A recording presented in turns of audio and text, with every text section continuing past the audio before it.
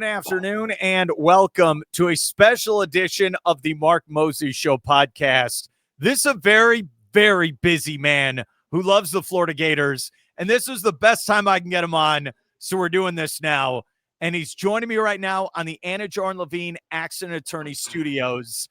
And if you want more information on Anidjar and Levine, just go to my website at markmoseyshow.com. He's a great friend of mine. He now lives there in South Florida. He lived here in Brevard for a long time. He's my good friend, Joey V. My man, how you doing today? Mark, it's great to reconnect. It's been a minute. Yeah, it has been a minute. Well, you were helping out with the Space Coast Gator Club. I know you actually went to the University of Florida. You're an alumni, and now you're there. You can see this on the screen. Palm Beach County Gators Club. Dude, how long you been with that Gator Club? We'll start there. 2 years now. 2 years. Yep. It's been about 2 years since I moved. So, yeah. Dude, I think the last time I saw you in person, I think is when we saw Billy Napier speak. It was. And I was on the show with you. Yep. Yeah, that was. We were at the Holiday Inn in Vieira. He spoke. It was great. I think that was going into year two. I think. After year one. Yep. Yeah. Yep. So we'll start there. Let's just get it off our chest. They're taking on Texas. What are your thoughts of Billy Napier right now? Come on, go for it. I mean, I can only beat a dead horse so much. So, you've seen me on social media. I've been out on Napier since the Arkansas game in November of 2023. You remember that game? The overtime game? Yeah. That's when I knew that he was done. That showed me because if you recall, Florida had that big win earlier in the year against Tennessee at home. And then after that, it was just all downhill. Got blown out by Georgia that year. Then you lose to, Arkansas in the most inexplicable way. Basically, it's a way that only Billy Napier could lose a game with the penalty on the field, the not enough men on the field goal. It was just a whole disaster. You let KJ Jefferson come back on you and beat you at home in a game where Florida was clearly the better team. So that game pretty much solidified my exit on belief in Napier. And then losing to Miami, obviously, last year in the first game of the season, that ended it for me permanently. So, and I knew regardless of the finish of last year is, nice as it was to win the 4 straight games to end the season, it was a mirage. And we're seeing that now. It was a mirage. The defense got better last year, and the defense is great this year. It's really good. I mean, I have the numbers here. Florida ranks in the top 33 in every statistical category on defense in the country. The problem is the other side of the ball is one of the worst in the country. And who's running that side of the ball? The head coach. So that alone shows you the incompetence, the pure, I would say, delusion that he has to continue to call the plays. He named Russ Callaway the offensive coordinator back in the spring. I knew that was a Fugazi title only. And now we're seeing that all was, a phony. That was a fake. Russ Callaway just has the title. He calls no plays whatsoever. That was just to get the fan base off his back. As we heard already this year that I guess, the boosters and Scott Strickland implored him to hire an offensive coordinator after last season. He refused. He just, gave Russ Callaway an extra title of his 7,000 coaches he has. And now we are seeing with the schedule the way it is. It was tough last year and it's tough again this year, but you can't fake it. And he's not able to fake it. And he's being exposed. He's been exposed, and the clock is ticking on him. I was actually told this summer from somebody I know that's close in the program that one of the reasons Napier was not fired last year is because Scott Strickland, when he hired him, I guess, promised him and gave him his word that he would give him a fourth season regardless of the results because of the build, because of what Dan Mullen did to the program, what he left. He promised Napier 4 seasons. And I assume that's why he didn't want to go back on his word because it would look bad. And obviously, these coaches talk. And if Napier had gotten fired and he was given his word, then obviously that would very much put a strain on other coaches possibly being interested. But the schedule kind of takes care of itself in a sense with Napier. And I imagine, I don't want to speculate, but I imagine if the game is ugly on Saturday and Texas does what they did last year to Florida, I imagine that Napier's probably not the head coach by Sunday night. It's interesting in your voice. There's frustration. There's some, it is? It's kind of some sadness, and I feel the same way. I don't want Napier to fail. I don't want Florida to fail. I wanted him to figure this out after what happened with Dan Mullen. But it's not – I don't want to live in this world of every 2 weeks, well, if he does this, he won't get fired. I want a contender for Florida. They deserve, for how big this state is, how many great recruits are in this state, and the tradition of the program. Dude, I don't want them to turn into the Nebraska Cornhuskers where they're talking about the 90s. That's where my frustration come in. And, dude, I want to say this to you, and I've waited a couple days to say this. This past weekend, I didn't miss the Gators. That's the most sad thing I could tell. Years past, when are they going to play again? When's kickoff? Let's look at the schedule. Didn't miss them on Saturday. That's the saddest thing I could tell you. Did you kind of feel that way this past weekend? Yeah, I needed a break. I mean, I'm sick and tired of the week in and week out about speculating about Napier's future and his job. Everybody coins Jeremy Foley's famous phrase, what will be done eventually should be done immediately. I don't think Napier should even be there right now. I think that you see the team, the way his attitude is, the arrogance in his voice, the way the offense obviously has been playing. You're seeing guys now, it appears that they're opting for surgeries. I don't know if they're having surgeries on their own volition or they're being told they need surgery, but it was just very weird about Aaron Gates. On Monday during Napier's press conference, he said that he should be good to go by Texas and he's day to day. And then we find out the next day that he's having surgery and his season sounds like it's over. Obviously losing Caleb Banks, George Gums, I don't know if he's going to be available. Dijon Johnson is out for the rest of the year. The defense, as good as it is or has been, is falling apart through attrition. So I don't think the good to great defensive play that's been happening since week one can continue. Explain to me DJ Lagway. Everyone has a conspiracy theory. What is yours on Lagway, especially how he played last year to how he looks this year? He's obviously regressed massively, but I kind of went back and looked at some film from last year. He didn't really do anything extra special in some of those games.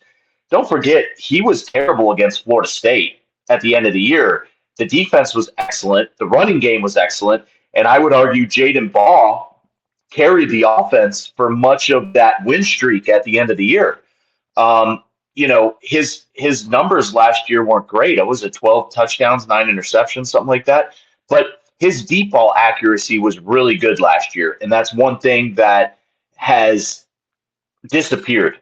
He's disappeared throwing the deep ball. He's scared. He looks timid. And I think mentally that LSU game, those 5 interceptions, I think mentally it destroyed him. I don't know if he's going to be the same again. We hear all these buzzwords coming out of practice that he doesn't look in his eye and blah, blah, blah, blah, blah. But to me, it's all just white noise. And, unless you actually show consistently that things are going to be different, the famous words, if someone shows you who they are, you have to believe them. So we already know who Napier is, and now maybe we know who Lagway is. But I also don't want to give up on Lagway. I want to see Lagway with another coach. I would love for Lagway to stay in the program next year with a new coach and see what he does. Now, if he decides to leave, it is what it is. The laughable thing about last year is all the people that were defending Napier. One of the big things I heard was, "Oh, if we lose Napier, we're going to lose Lagway, and he's going to transfer." Those same people now, they're not beating that drum anymore. They could care less. Dude, remember the Netflix special about the SEC? There was an episode dedicated to what happened to the Gators last year. Yeah. And people were defending that Napier did a great job and you shouldn't. It's like, did the second half of last year happen or did I dream that? That's the part I don't understand now in hindsight. All right, here's what I would have done. If I'm Napier, I would have gotten a real offensive coordinator to help me out. I think that's the most obvious thing. The other thing I would have said was, look, Lagway was injured in spring ball and in fall camp. He's not playing to start the year. We're going to sit him down. He's injured.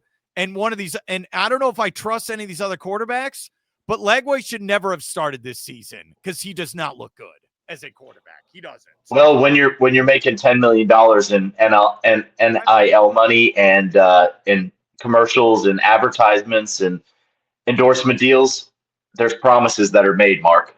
It's a new world. See, and you can't tell me anything. I almost willing to bet that there were promises made to Lagway and his family, and that's why he's still playing. Yeah, see, that's my problem with NIL. Now you have to play players. What if they're not good? And you so we have to pay them and lose? That's going to be our reality. Yeah. It's terrible. It's not even like that in the NFL. Look at Russell Wilson. Russell Wilson just had a historic game against, the Cowboys where he threw for like 450 yards and had like 4 touchdowns. And 2 weeks later, he's benched for Jackson Dart. I know. You're absolutely right. All right, here's what I think of. This is kind of the end for me. So they're at Miami. I am not impressed by Miami. I am not. I think a good team is going to get them good. And it might be Florida State. All right, so you know this. All right. They go on the drive. They're running it down Miami's throat. They score the touchdown. It's 13-7. Then McClain picks the ball off on the next pass. Gators have momentum. Gators get the ball, and Lagway won't throw the ball. And there's a 4th down play. He throws it like 3 yards. Or I go, what? I don't think they're letting him throw the ball. I think they know his confidence is shot, and I don't think they're letting him do anything. But it's like, why is he out there then? If you're not going to let him do what he does best, he shouldn't be out there. He should not be out there. What are your thoughts then on this Texas game on Saturday? So it's strength against weakness. Texas's defense is ranked number 2 in the country in scoring defense, number 2 in rushing defense, number 16 in pass defense, and number 4 in total defense. Florida's offense is ranked number 115th in the country in total offense, number 90 in pass offense, number 107 in rushing offense, and number 99 in scoring offense. So you tell me, is Florida even going to be able to move the ball in Texas? Ohio State, that game, even though Texas lost, their defense was outstanding in that game. And I'd argue Texas has the best secondary in the entire country. So if Lagway wasn't able to throw the ball against Miami or against LSU, what do you think Texas is going to do to him? This Florida offense may not cross the 50-yard line, and that's not being a prisoner of the moment or being snarky or sarcastic. I'm genuinely concerned about that. And could you imagine in front of this home crowd on Saturday, once the offense goes 3 and out, punt, or whatever, turnover, whatever, the boo birds are going to be so loud that somebody might go and destroy Strickland's car. I honestly, that's why I think this game, I believe, is Napier's future. I believe that if he loses a close game and it's tight, I think he's still a dead man walking, but it's just the kick the can down the road. But if this gets ugly at home and it's a blowout and Florida's not even in the game in the 3rd and 4th quarter, Saturday night, Napier might be totally done. It's interesting because last year at this time, when they got embarrassed by Texas A&M at home, I thought he was going to be fired then after that game. Then 2 weeks, Then, they beat UCF. They play that great game. They lose in overtime to Tennessee. They should have beat Georgia. Dude, all right, what years did you go to Florida? Let's go there. 2007 to 2010. Okay, so who was the coach? Was it Meyer? Urban Meyer the whole time. But, all right, you saw championship. You saw that. Okay, you saw the last one. Then you saw 2009 when they should have, I know they beat Cincinnati in the Sugar Bowl. Was that your? Yes, that was actually Brian Kelly's team. If you remember, Brian Kelly left for Notre Dame before that game. Yeah, and the coach of that game was Butch Jones. That is for Cincinnati. Dude, yes, you know me. And Travis Kelce was on that team. Yeah, he was for Cincinnati. Dude, ever since I've known you, and I've been here in the States since 13, so I've gone through Muschamp. I was there when McElwain talked in Melbourne. You were there. Yeah. So I went through that firing. Look, Muschamp should have been fired. Foley brought him back one more time. And then what was the game? Maybe they lost to Spurrier with South Carolina. And that was that was actually his last game that he coached. We lost to South Carolina at home, and he got fired the next day. Yeah. So McElwain, when the shark attack or whatever you want to call it, the shark, the death threats. They lose to Georgia. He was done. Then he got told before that game, by the way, that he was fired. So they decided that morning of that game, they pulled him to the side in the team hotel and told him, this is your last game coaching. Then you get Dan Mullen. At the time, okay. And it started out well. Then that turned into a disaster. And then dude, I'm at the point, I don't you get rid of Napier. Then what? Because we've seen the last 4 coaches now. Where would you take this program if you're the athletic director? Well, I mean, Lane Kiffin's the obvious choice, but is Lane Kiffin going to leave Ole Miss? We've been hearing tea leaves over the last few days that Lane Kiffin would only leave for the Alabama job. Ryan McGee from ESPN put a column out or was talking on the ESPN podcast or something like that he believes Lane Kiffin would not take the Florida job. And if that's the case, then you go to Marcus Freeman. Marcus Freeman, I do not believe is going to leave Notre Dame. He's got 8 kids and he has family there, and but then where do you go from there? Rhett Lashley. The name that keeps coming up to me from my people that I've heard is Eli Drinkwitz from Missouri. Apparently Scott Strickland really likes him. He kind of has the Mullen attitude, the goofy, dorky, evil genius type, offensive mind. And look, I'm higher actually on Drinkwitz than a lot of other people are. He's 25-5 in his last 30 games in the SEC. Yes. And I know that he's won the games that he should win, but he's winning the games he should win.